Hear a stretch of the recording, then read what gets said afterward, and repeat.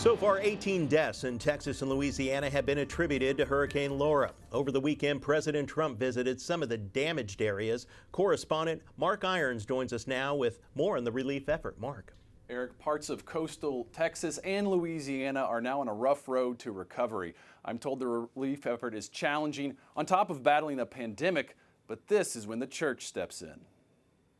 Hurricane Laura blasted the coast with 150-mile-per-hour winds. Electrical outages cut hundreds of thousands of people from power and are expected to last weeks. Lake Charles, Louisiana, among the hardest hit areas.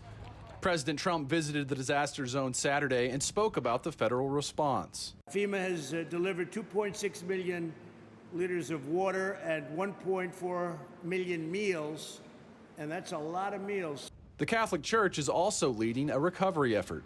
We are used to responding. Ben Broussard with Catholic Charities of Acadiana says for this part of coastal Louisiana, it's not a matter of if a hurricane will hit, but when. We jumped into motion, not only responding to those who have been affected in our diocese, but also coordinating a response for those who need it the most in Lake Charles. Catholic Charities is sending out debris removal teams and tarping roofs before real renovation efforts can begin.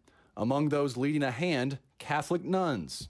Our thoughts always go toward the poor, toward the most vulnerable, those who lack the natural family supports and safety nets to be able to cope with a disaster like this. Catholic author and speaker Katie Prejean McGrady and her family evacuated their home in Lake Charles last week.